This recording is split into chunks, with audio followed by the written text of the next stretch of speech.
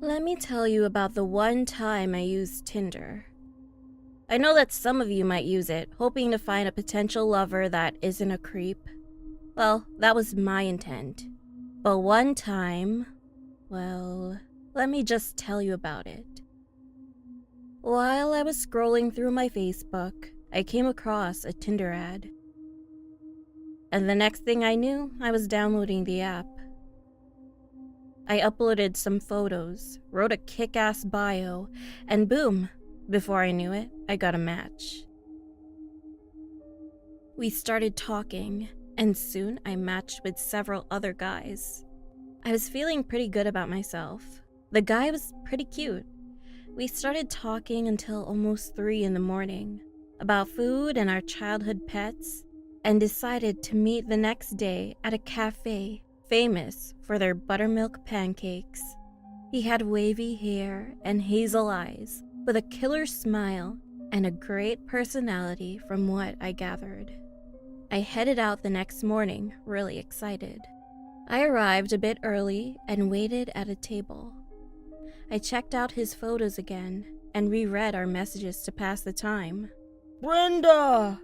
He arrived and was right behind me. I had butterflies in my stomach. I turned around and a stubby guy with yellow teeth and disheveled hair hugged me from behind. Brenda, you're even more beautiful in person. I was flabbergasted. He didn't look anything like his photos. I told him that this was all a big misunderstanding, got up and ran home. I immediately deleted the app. Later that day, when I was getting ready for bed, he texted me. I immediately blocked him. While I was getting in bed, I heard the front door close. I stayed silent for a moment. After not hearing anything, I grabbed a pair of scissors and went downstairs. I turned on the lights. No one was there. After investigating and not finding anything, I decided to go to bed. When I entered my room, I saw something that scared the shit out of me. A stuffed animal was on my bed. Someone was just in my house. I called 911. They searched the house, but couldn't find anyone. They assured me that I was safe. After they left, I double-checked the locks and the windows and went to bed. I was going to throw away the stuffed animal, but then discovered a tiny note attached to it. We belong together. Brenda, I see you. There was a tiny camera and microphone inside the animal's eye. I grabbed the scissors and started stabbing it. I got in bed and gathered more weapons. I couldn't sleep. Around 3 a.m., the sound of glass breaking startled me. I already had my baseball bat next to my bed, so I grabbed it and went downstairs. To my surprise, Ken was in my kitchen cooking. He turned around and smiled.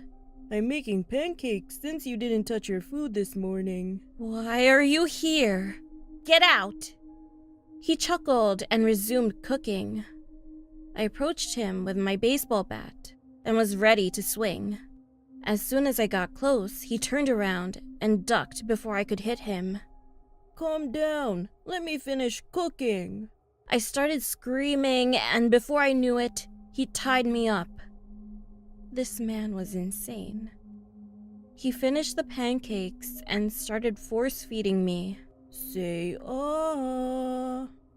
All of a sudden, the front door flew open.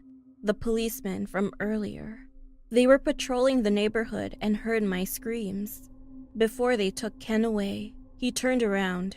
I'll come home soon. Fortunately, I haven't seen him again, but I know that he'll return. So please, be careful when meeting people on the internet.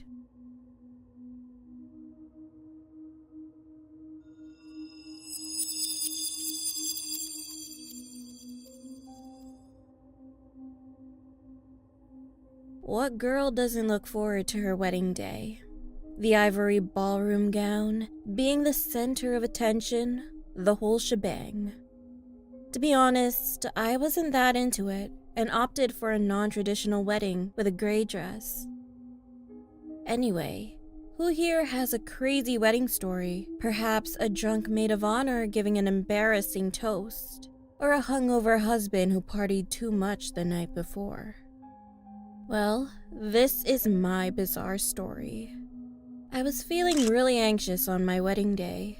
There were too many people around, breathing down my neck and trying to get everything picture perfect.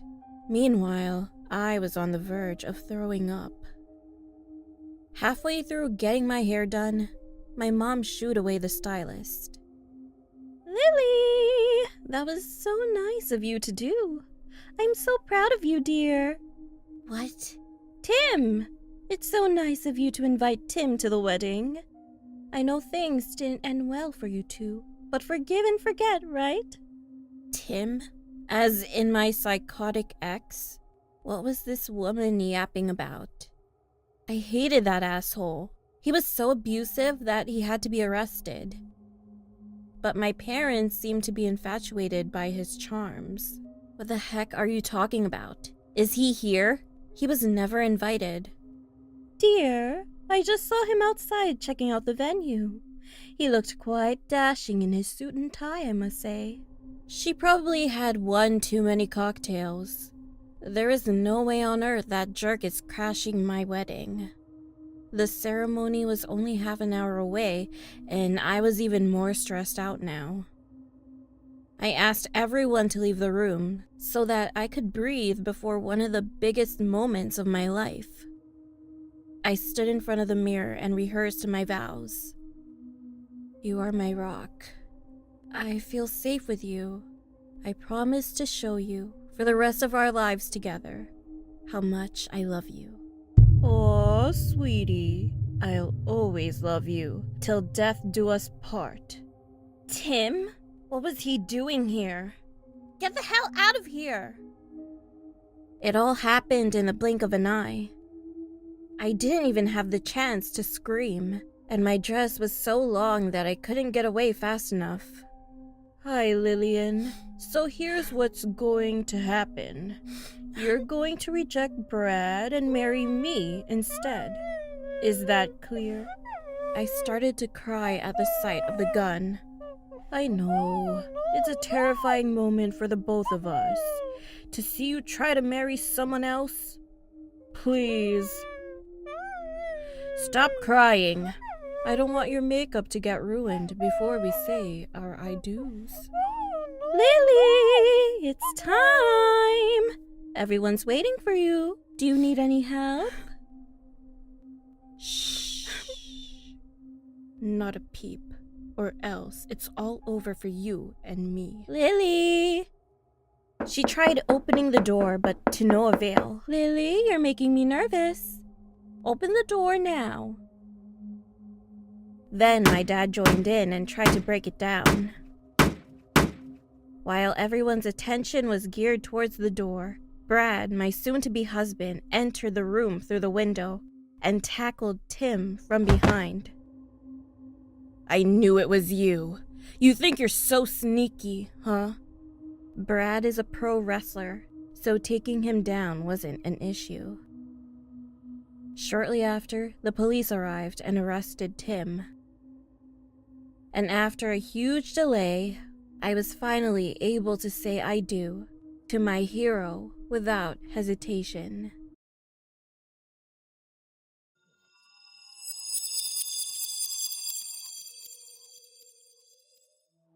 I really need a girlfriend. It's been almost a year. Hey, are any of your friends single? That's a negative. Why don't you give Tinder a try? Oh yeah? Hey, I'm just saying. I do have 3 guys waiting to take me out. Okay, fine. There, just downloaded it. I'm gonna swipe right on everyone and see what happens. Ooh, I matched with a girl named Mia. What should I say? Are you serious? It's been months. I forgot how to talk to women. Ahem, I'm offended. Come on, you're one of my closest friends. You don't count. Fine. Just invite her out to dinner. No one can pass up a good meal. Oh, of course you'd say that. The expert of free dinners. I mean, yeah, sure. It's been a while since any of us have had a jaw-dropping meal. And now we're finally allowed to eat at restaurants again. Anyway, I gotta go. Text me if you need anything.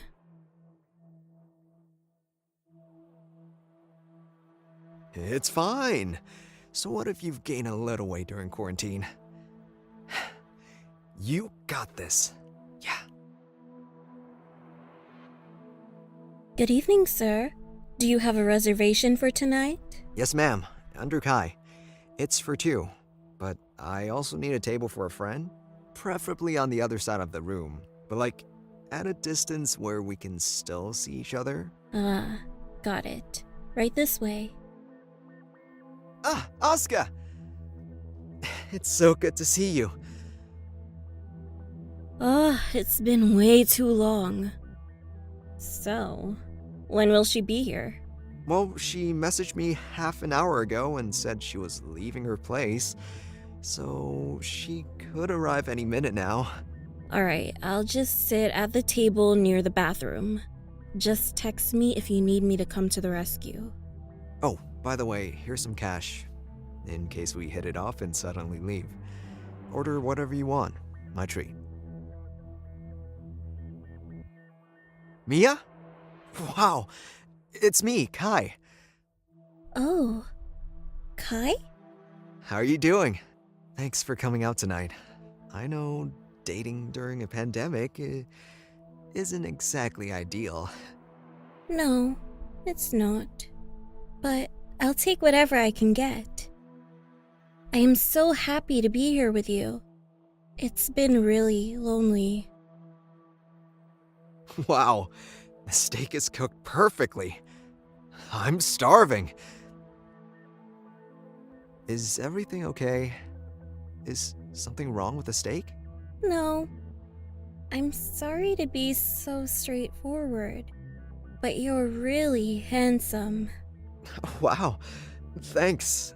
That's so sweet of you to say. Of course, I'm just being honest. And how about me? Am I pretty? Oh yes! You are breathtaking. Kai? Huh? Yes? It's me. Mia. Sorry, I got stuck in traffic and then my phone died. Mia? Wait, you're already with someone? I don't know what you have planned, but I'm not going to be a part of it. What?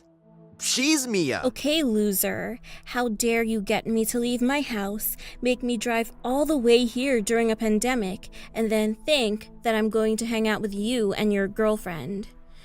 I can't deal with men. No, wait. This is all a misunderstanding. Mia, I have a question for you. If it's an invitation for a threesome, no thank you. You're a beautiful girl. Kai, very good choice. Thanks, I guess. And how about me? Do you think I'm also pretty? What? Watashi kirie? Honestly, I don't think so. Now leave me alone. Okay, that's fine. Thank you for your honesty. Now, Kai, do you still think I'm pretty?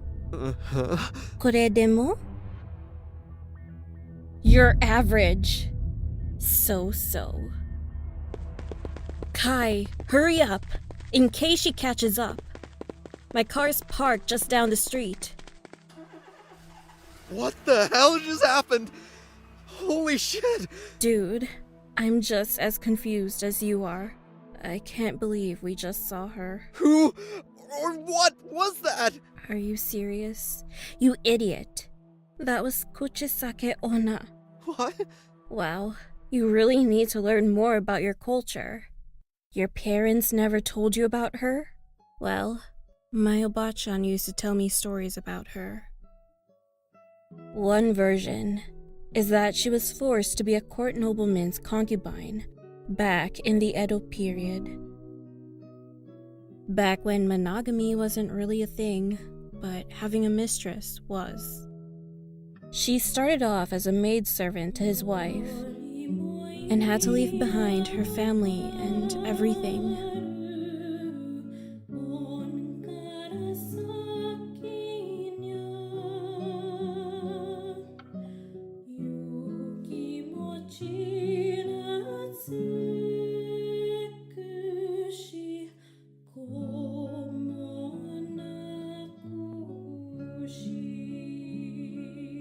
The wife wasn't able to have children, so she was picked to be a mistress and provide them with a male heir.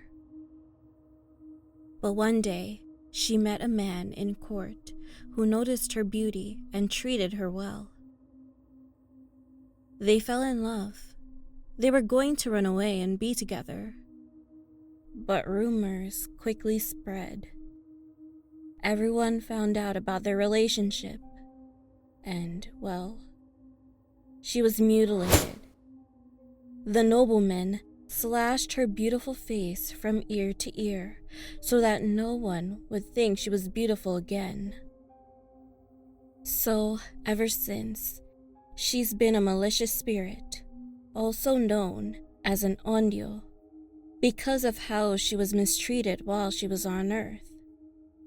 Her spirit isn't able to rest peacefully. And now she pops up here and there, asking if she's pretty. If you say no, she will kill you. If you say yes, she'll remove her mask and ask you again. If you say no then, she will kill you. And if you respond yes again, she'll cut the corners of your mouth so that you can look like her. And my Obachan told me that one of the only ways to escape her is to tell her that she's average looking, because that'll stun her for a while. Oh, and also to throw money at her, because she will take the time to pick it up for some reason. I guess you were just gullible. I feel bad for Mia though. We should probably report the incident to the police. But hey, I don't blame you. Times are tough. Kuchisake Onna was pretty. Well, before she removed her mask and entered insane dead girl mode. Any lonely guy would have fallen for her trap. Not gonna lie, I'm terrified of being alone. Well, I guess I'll stay the night. But you sleep on the couch. It's been a while since we hung out anyway. And hey, someone's gotta protect you in case she returns. Thanks. I appreciate you. No prob. You still owe me dinner. Poor steaks weren't eaten. What? Asuka? Watashi kirie?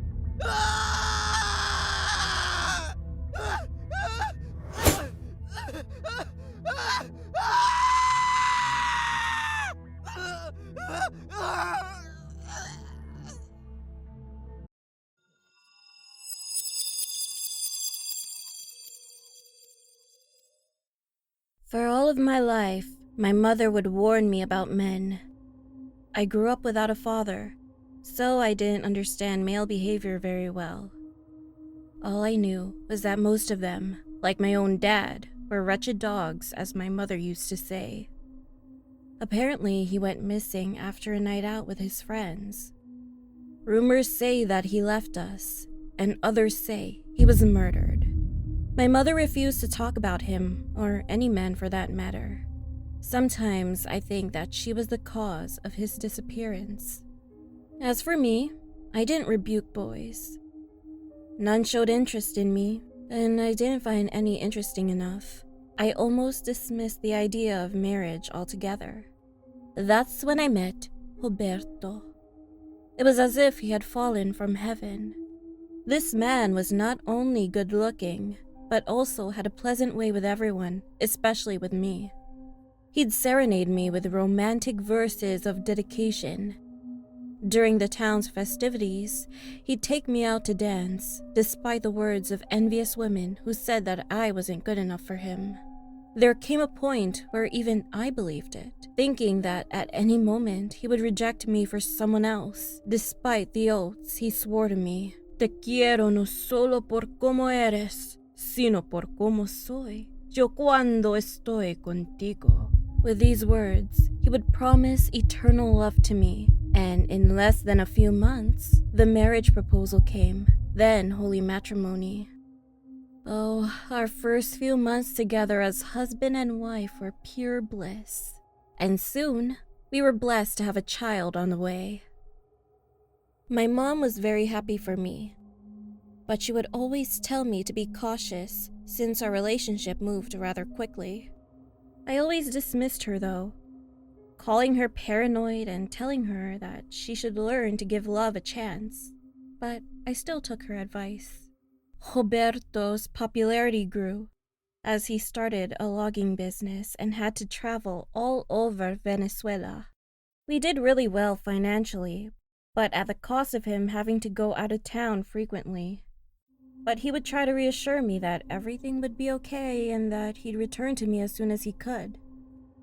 No importa que nos separe la distancia, siempre habrá un mismo cielo que nos una. During this time, I found myself going crazy, and the insecurities I had felt for most of my life would creep in.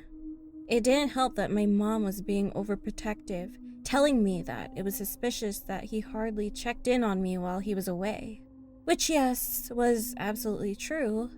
My mind would automatically assume the worst too, but I tried to stay positive for the sake of our child growing inside of me. However, one evening, while Roberto was somewhere in the rainforest closing a deal, I received an anonymous call from a woman telling me to be careful because my husband was unfaithful. Of course, I tried to contact him, but there was never any phone service from where he was. I didn't even know where he actually was, so I waited for him to come home, preparing a long list of complaints and rehearsing the confrontation over and over again in my head. It was a constant roller coaster ride, because as soon as he returned to me, everything would be perfect once again. And he would shower me with gifts like my favorite chocolates from the finest cacao beans from the Chihuahua village. He'd also give me his undivided attention, and I'd quickly forgive him. But one night, he stayed out too late when he was supposedly out with his friends for a celebration. I was in my 3rd trimester of my pregnancy, so I didn't want to be out late since I also couldn't drink. I waited for him. It was 2 a.m. I had enough. I left the house and headed for the bar he claimed to be at. And of course, he wasn't there. They said he left 2 hours ago with a beautiful woman, not knowing that he was a married man because he was all over her. I was furious and left the bar defeated and in tears. My mother was right. I needed to breathe. I decided to stay out for a while and get some fresh air while contemplating what to do next.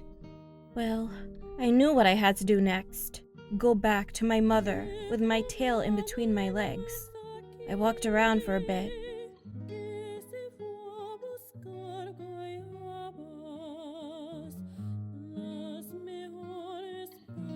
Roberto. What the heck was he doing out here? I ran towards the sound, into a wooded area.